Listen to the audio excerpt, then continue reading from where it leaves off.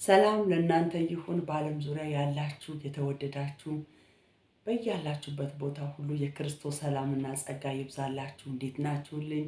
ሁሉ ሰላም፣ ሁሉ መልካም። እኔ ጋር ሁሉ ሰላም፣ ሁሉ መልካም፣ ሁሉ ውብ፣ ሁሉ ድንቅ ሆኖልኛል። ከሰላሙ እግዚአብሔር የተነሳ ከቸሩ እግዚአብሔር የተነሳ ክብር ለእግዚአብሔር ይሁን።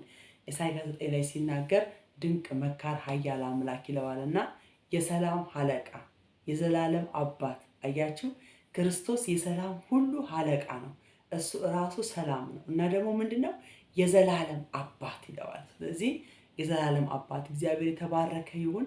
የሰላም አለቃ የናዝሬቱ ኢየሱስ ክብር ምስጋና ይድረሰውና ምሕረቱ በስቶልኝ ቸርነቱ በስቶልኝ ጸጋው በስቶልኝ ደግሞ ዛሬም እንደገና ወደ እናንተ መጥቻለሁ ማለት ነው። እኔንም እናንተንም በያለንበት ስፍራና ቦታ የረዳን ያገዘን እግዚአብሔር የተባረከ ይሁን። ምክንያቱም እድል የሰጠን እግዚአብሔር ስለሆነ ሰው እድል የሚሰጥ እግዚአብሔር ነው። ሰው እንደፈለገ ተኝቻው እነሳለሁ ብሎ ሰው ስላለ አይነሳም። እዚህ ቦታ ደርሼ እመጣለሁ ስላለ ሰው ደርሶ አይመጣም።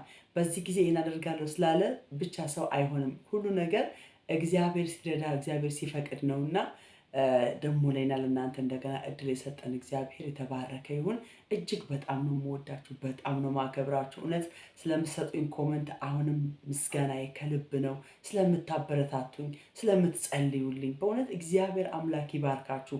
ተባርከናል፣ በቃሉ እግዚአብሔር ተናግሮኛል እያላችሁ እኔ እንድበረታ እኔ ደግሞ ወደፊት እንድቀጥል እያደረጋችሁ ስላላችሁ እግዚአብሔር ይባርካችሁ። ስለ ቅንነታችሁ በእውነት ስለእናንተ እግዚአብሔር አመሰግናለሁ። እግዚአብሔር አምላክ እናንተም ደግሞ የሚሰማችሁን ትውልድ ይስጣችሁ። እግዚአብሔር አምላክ ይባርካችሁ። ሁላችሁንም እጅግ በጣም አድርጌ ወዳችኋለሁ።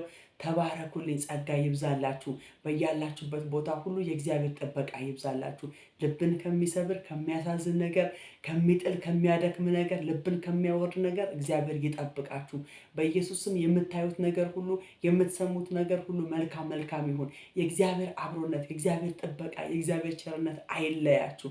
እግዚአብሔር አምላክ መልካም የሆነውን የልባችሁን መሻት ሁሉ ይስጣችሁ። እግዚአብሔር በአብሮነቱ በመገኘቱ ያጥግባችሁ። ባሪያው ዳዊት እንደዚህ አለ፣ ፊትህን ሳይ እጠግባለሁ አለ። አያችሁ፣ ክብርን ሳይ እጠግባለሁ አለ። የእግዚአብሔር አብሮነት የእግዚአብሔር ፊት ያጠግባል ወገኖቼ። የእግዚአብሔርን ፊት ስታዩ እግዚአብሔር ከእናንተ ጋር እንዳለ ሲሰማችሁ ነገሮቻችሁን ትረሳላችሁ፣ ሀዘናችሁን ትረሳላችሁ፣ ጭንቀታችሁን ትረሳላችሁ፣ የከበባችሁን ሁሉ ትረሳላችሁ። ምክንያቱም የእግዚአብሔር አብሮነት ከሁሉ በላይ ስለሆነ እሱን ባየ አይናችን ሌሎችን ስናይ አያስጨንቁንም፣ አያሳስቡንም። ነገርም ደግሞ አስበን ስጋት ውስጥ አንገባም።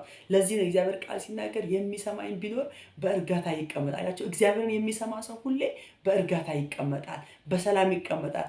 አየሩ እኮ ጥሩ ስለሆነ አይደለም፣ የሀገሩ ሲስተም ጥሩ ስለሆነ አይደለም፣ ግን የያዘው አምላክ ጥሩ ስለሆነ የያዘው አምላክ ከሁሉ በላይ ስለሆነ ያሳርፋችኋል። እና በክርስቶስ ኢየሱስም እረፍት ያጣችሁ በዚህ ሰዓት አሁን እረፍት ያጣችሁ ብትኖሩ፣ ሀዘን ውስጥ ያላችሁ፣ ጭንቀት ውስጥ ያላችሁ፣ መከራ ውስጥ ያላችሁ፣ ህይወት የመረራችሁ፣ ተስፋ የቆረጣችሁ ብትኖሩ የፈጠራችሁ እግዚአብሔር እንዲህ ይላችኋል፣ እኔ ከእናንተ ጋር ነኝ፣ እሸከማችኋለሁ ይላችኋል። እውነቴን ነው የምላችሁ። ዛሬ ህይወትን የሚያጣፍጥ ኑሮን የሚያጣፍጥ ደስታን የሚሰጥ ሰላምን የሚያበዛ ይሄ እውነተኛው የክርስቶስ ሰላም ወደ ልባችሁ ይምጣ። አይምሮን ሁሉ የሚያልፍ እግዚአብሔር ሰላም አያችሁ፣ አይምሮን ሁሉ የሚያልፍ ልብን ሁሉ የሚቆጣጠር እውነተኛ የክርስቶስ ሰላም አሁን ባላችሁበት ቦታ ያገኛችሁ። መፈጠራችሁን የጠላችሁ፣ ለምን ተፈጠርኩ ለምን ወደዚህ ምድር መጣው የምትሉ፣ ሞት የተመኛችሁ፣ ሞት የሚሸታችሁ በኢየሱስ ስምና ስልጣን ሞትን ወደ ህይወት የሚቀይር የክርስቶስ እውነተኛው ሰላምና ደስታ አሁን በያላችሁበት ቦታ ያገኛችሁ። በእውነት ነው የምላችሁ፣ በዚህ ምድር ላይ በዚህ ዘመን በተለይ መኖር የሚያስመኘን ክርስቶስ ብቻ ነው። መኖርን እንድንመኝ ደስ እንድን የሚያደርገን ክርስቶስ ብቻ ነው። ክብር ለእግዚአብሔር ይሁን። ስለዚህ እግዚአብሔር ከእናንተ ጋር ነው። ስለዚህ ዛሬ የምንማማርበት የመጽሐፍ ቅዱስ ክፍል ደግሞ ኢሳይያስ 46 ነው። ሁሌም የእግዚአብሔርን ቃል ወደ እናንተ ይዤ ስመጣ በደስታና በሐሴት ነው። ምክንያቱም የእግዚአብሔር ቃል ሕያውና የሚሰራ ስለሆነ ዕለት ዕለት ብንሰማው፣ ዕለት ዕለት ብናደምጠው፣ ዛሬ የሰማችሁትን ቃል በየቀኑ ዓመቱን ሙሉ ብትሰሙ በየቀኑ የሚሰራ ቃል ነው። ስለዚህ የእግዚአብሔር ቃል ሕያው እና የሚሰራ ነው። አያችሁ፣ ከሁለት አፍ ስለት ካለው ይልቅ ስለታማ ጅማትንም አጥንትንም በቃ ዘልቆ ይገባልና ደግሞ የልብንም ሐሳብ ይመረምራል። የእግዚአብሔር ቃል የልባችን ሐሳብ ይመረምራል። በልባችን ውስጥ ያለውን ይናገረናል። የእግዚአብሔር ቃል ወገኖቼ። ጓደኞቻችን ሰዎች ምናልባት ፈርተው ላይናገሩን ይችላሉ፣ ላያወሩን ይችላሉ። የእግዚአብሔር ቃል ግን እውነት ስለሆነ ግን የልባችን የውስጣችን ከዛስ ደግሞ ተናግሮ ይመልሰናል፣ ያቀናናል። አያችሁ፣ ለዚህ ነው ቆሮንቶስ ላይ ሲናገር ምን ይላል? ገና እንደተወለደ ሕፃን ተንኮል የሌለበትን የቃል ወተት ተመኙ ይላል። አያችሁ፣ ተንኮል የሌለበት ይሄ እግዚአብሔር ቃል ተንኮል የለበትም፣ ክፋት የለበትም፣ አመፅ የለበትም፣ ውሸት የለበትም ወገኖች። ስለዚህ እኔና እናንተ ወዴት ነው የሚመራን? ወደ እውነት፣ ወደ ጽድቅ፣ ወደ ቅድስና፣ ልብን ወደ ማቅናት አያችሁ ይመራናል። ስለዚህ ሁልጊዜ ሕፃን ልጅ ገና ከእናቱ ማህፀን ሲወጣ ወገኖቼ የእናቱን ጡት ይፈልጋል፣ ያለቅሳል፣ ይጮሃል። አሁን እስቲ ምን ፈልጎ ነው? ምን አውቆ ነው እስቲ ወገኖች የሚያለቅሰው? ስለዚህ ሁሌ ደግሞ ያ የእናት ጡት ደግሞ ለሕፃን ልጅ ለእድገቱ ብትሉ፣ ለጤናው ብትሉ፣ ለሰውነቱ ብትሉ በጣም ተመጣጣኝ፣ በሳይንስም በምንም ተመርምሮ በቃ የተረጋገጠለት ነው። የእናት ጡት ለሕፃን ልጅ ያሞ ይሆን ወይ ትኩስ ነው አቀዝቅዙት፣ ይሄን ጨምሩበት፣ ይሄን አርጉበት አይባልም ወገኖቼ።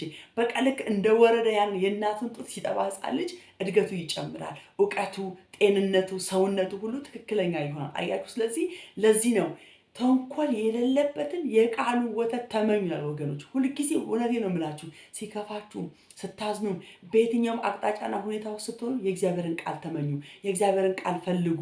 ለዛ ላላችሁበት ሁኔታ የእግዚአብሔር ቃል መልስ ይሆናችኋል። የእግዚአብሔር ቃል ለጥያቄዎቻችሁ መልስ ይሆናል። ደክማችሁ ከሆነ ያበረታችኋል። አዝናችሁ ከሆነ ያጽናናችኋል። ደክማችሁ ከሆነ ያበረታችኋል። ወድቃችሁ ከሆነ እንደገና ያነሳችኋል። ስታችሁ ከሆነ እንደገና ይደግፋችኋል። ለዚህ ነው ቃሉን ላከ ፈወሳችሁ ይላል።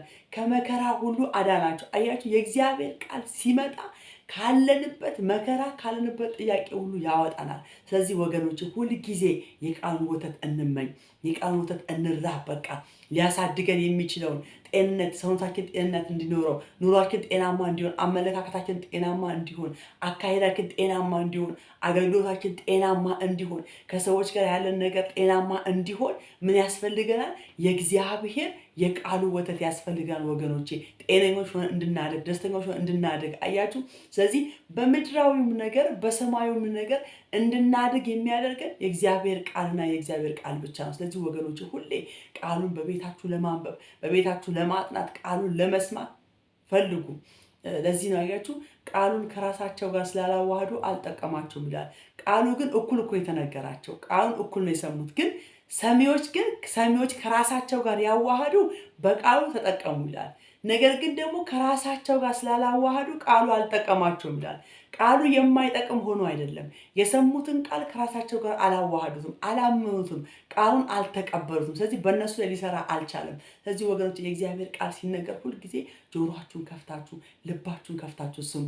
የእግዚአብሔር ቃል ሕያውና የሚሰራ ነው። በእውነት የቃሉ ባለቤት የሰራዊት ጌታ ቅዱስ እግዚአብሔር የተባረከ ይሁን። እንግዲህ ወደ ቃሉ ሳልገባ ደቂቃ የሄደ በሚቀጥለው እንግዲህ ቃሉን እናገራለሁ ማለት ነው። በቃ በዚህ ቃል ላይ ተንኮል የሌለበትን የቃሉ ወተት ተመኙ በቃ በሚል ርዕስ በዚህ ርዕስ እቋጫለሁ ማለት ነው። እጅግ በጣም አድርጌ ወዳችኋለሁኝ። ተባረኩ፣ ተከናወኑ።